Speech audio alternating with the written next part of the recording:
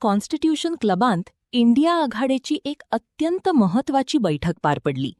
या बैठकेक काँग्रेस अध्यक्ष मल्लिकार्जुन खरगे, काँग्रेस संसदीय दलाच्या अध्यक्षा सोनिया गांधी आणि लोकसभेतले विरोधी पक्षनेते राहुल गांधी हांच्या वांगडा इंडिया आघाडीतले हेर सगळे वरिष्ठ फुडारी व्हडा संख्येन उपस्थित आशिल्ले.